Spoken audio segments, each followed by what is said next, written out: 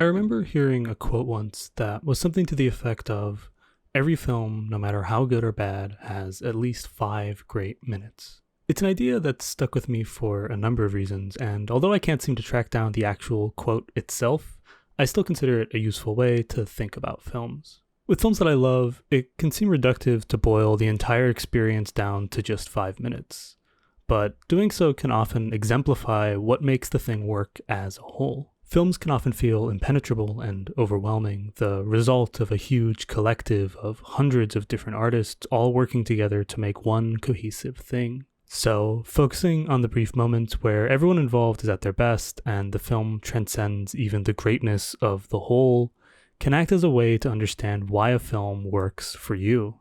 Even with films that I generally dislike, there are moments where all of its elements come together and crystallize into the perfect form of whatever the movie was trying to accomplish. With these videos, I'm hoping to examine various scenes from films that I feel meet this criteria, that exemplify everything about a given text that works, and understand why those 5 minutes in particular are noteworthy. This is necessarily going to be more subjective than some of my other videos.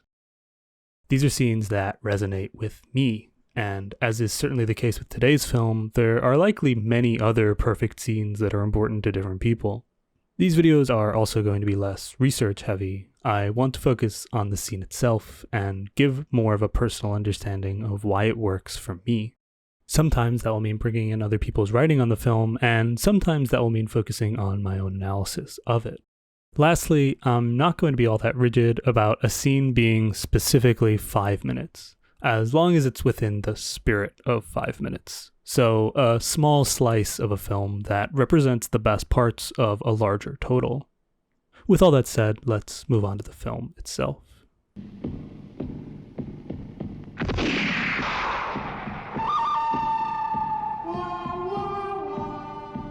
The Good, the Bad, and the Ugly is a 1966 spaghetti western directed by Sergio Leone. It stars Clint Eastwood as Blondie, our dubiously named Good, Lee Van Cleef as Angel Eyes, fulfilling the role of the Bad, and Eli Wallach as Tuco, the Ugly. As one of the most recognizable westerns of all time, it arguably has far more than just 5 perfect minutes, but one scene in particular clearly stands out to me, and given the way that this scene has become such a dominant presence in popular culture, I'm clearly not alone in that. The narrative follows our 3 characters on a quest across the American wilderness to find a stash of buried Confederate treasure. They each know disparate pieces of information about where the treasure is, leading to a series of uneasy alliances and betrayals as they get into various misadventures on the way. It finally culminates in a duel in the center of a mass grave, one last battle for the buried treasure. This is the sequence I'm going to be examining today.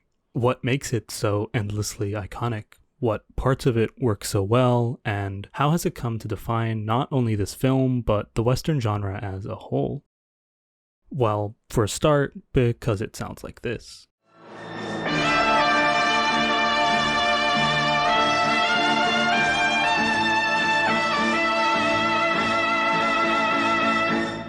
Ennio Morricone's score here is one of the most iconic pieces of film music of all time. It has come to represent the Western genre at large, or even more broadly, the idea of the duel. His work with Leone was in many ways a departure from the way Westerns were traditionally scored, with the use of electric guitars and other instruments that were considered inappropriate for the period that the film was set. Especially with this film, Morricone's score has a degree of grandness and scale to it that I don't think you often see, and we'll come back to that as we talk about the duel itself. The piece of music you are undoubtedly familiar with is a recurring motif throughout. It generally plays at a key moment of tension, such as the arrival of a new character or the reveal of some new piece of information. It plays here at the beginning of our scene as Blondie's shadow towers over Tuco.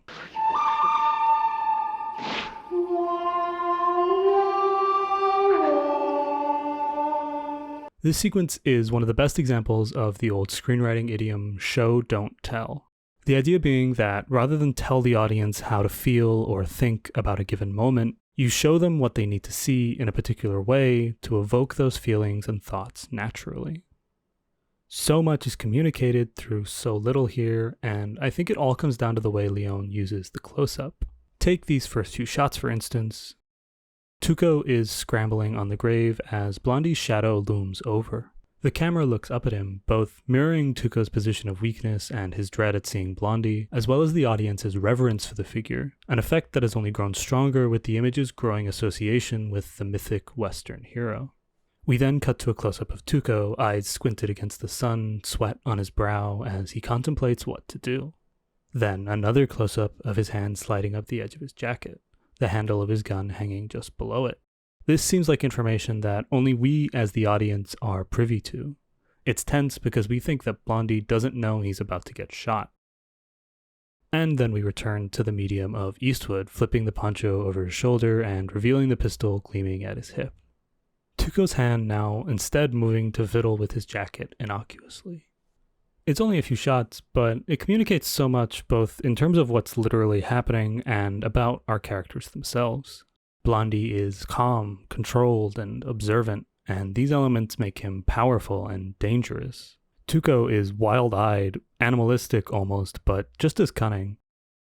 There's so much personality in that close-up of Tuco's hand fiddling with his jacket, so much in the way that Blondie's lips move ever so slightly like he's about to smile at Tuco's knowing shrug.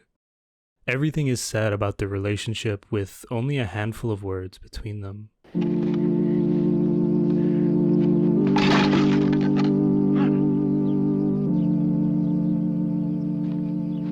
Two can dig a lot quicker than one. Dig. You're not digging? Every single shot of Clint Eastwood in this sequence is the most iconic shot of Clint Eastwood. You could take practically any frame of him in this scene and put it on the front cover of a book, and everyone who gave it even a passing glance would know what it was about. I did a whole video on the ways that masculine coolness is constructed, which I'll link in the description, but essentially Eastwood's calm self-assuredness is one of the defining archetypes of coolness in cinema. It is an image that Eastwood would later go on to develop and even critique in films like Unforgiven and Pale Rider, but here it is perfectly distilled. Although spaghetti westerns were more subversive of traditional Hollywood westerns, and indeed the kind of westerns that Eastwood was used to starring in, time and popular culture have a way of flattening out much of those intricacies. The Good, the Bad, and the Ugly was a massively successful film. Eastwood became one of the most recognizable leading men in Hollywood, and so his image in this film became broadly associated with the genre at large. When you type the word Western into Google Images, several of the top results are some variation of how Eastwood looks in this scene. When asked about the visual style of the film, Eastwood said, "You ask most people what the films are about, and they can't tell you. But they tell you the look. And the cigar, and the gun, and those little flash images that hit you." And he's totally right. The iconography of this scene, all the little grace notes and flourishes, are the elements that have been immortalized, that have come to reflect the genre at large and define the mythic image of the cowboy. I do, however, think he's being somewhat modest about his own importance in defining this figure as well. It couldn't be just anyone looming over Tuco, cigar in hand, poncho fluttering in the wind. Leone's direction here is defined by all the tiny gestures and movements he can capture in close-up. And it's hardly a coincidence that Eastwood's entire style of performance is based on communicating as much as he can by emoting as little as possible.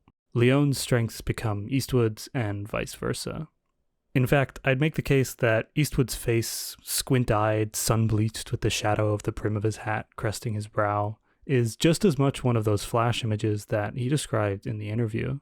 To me, it's this kind of combination that defines my 5 perfect minutes in a film. It is a sort of harmony between all the people involved in making an image like this.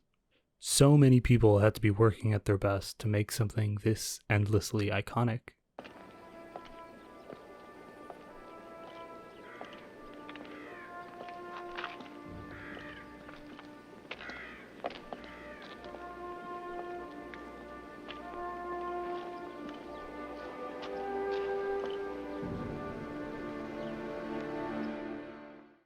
The escalation to the duel itself is just as elegantly wordless. With the grave revealed to be empty, Blondie writes the name of the real grave on the bottom of a stone, the terms now clearly set for what's to come. I particularly like the series of shots after the stone is set down, with the score's guitar strings finally coming in.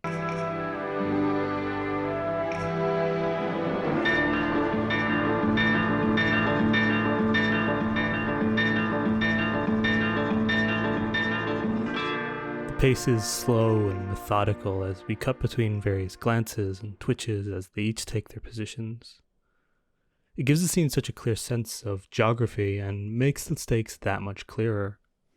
We know where everyone stands, both literally and figuratively. We know what they want, so all that's left is to communicate the weight of that.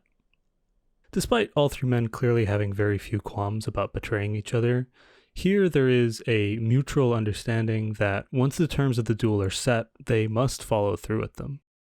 There's no fear that someone might draw early, no misunderstanding between them, or the audience for that matter. It adds to this sense that the duel is more than what it is, that these three men are locked into mortal combat by some divine intervention. In maybe my favorite shot in the entire scene, we cut to a wide aerial, the score's iconic trumpets blaring, cementing the gravity of this moment.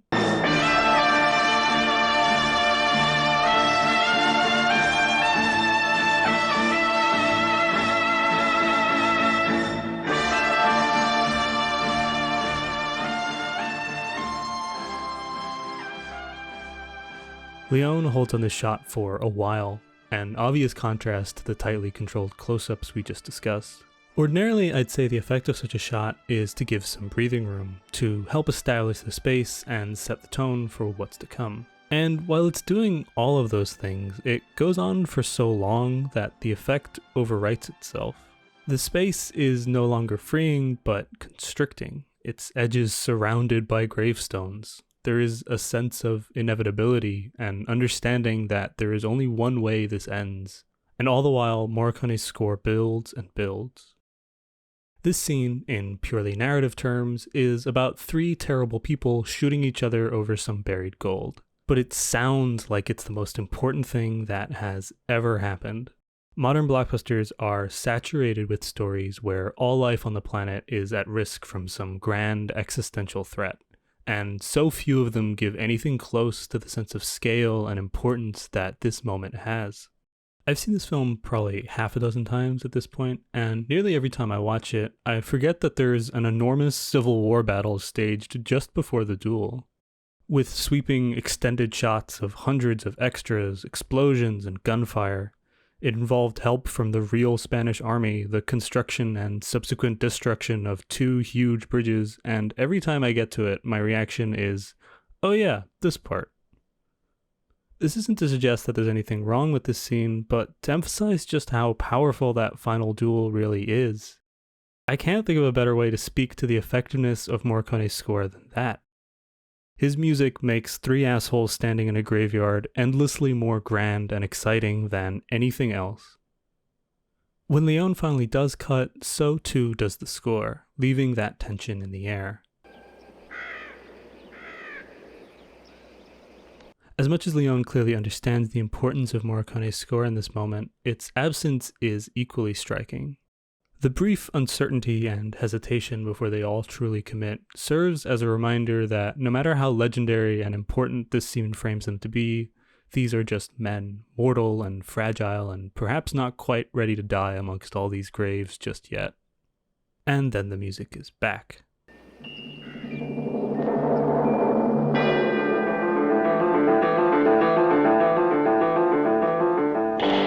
A literal drumroll for what's to come as we return to the more familiar close-ups. The intensity remains, however, now edited to the mounting rhythm of the score as every twitch and sideways glance is captured. They play off each other, eyes examining eyes, hands watching hands, guns hanging and waiting. There is a clear sense of immersion here. The audience gets to experience that same wavering tension. Does that hand on his belt mean he's about to draw? Does that sideways glance mean he'll shoot Blondie before Tuco? The cuts are faster and faster in time with the music, the framing tighter with each successive shot. It is the kind of tension that cannot last, the kind that boils and writhes and threatens constantly. Something has to give, someone has to go first. And then... Oh! It's over. Did you really think it would end any other way? Good shoots bad, the music stops, and the duel ends just as quietly as it began.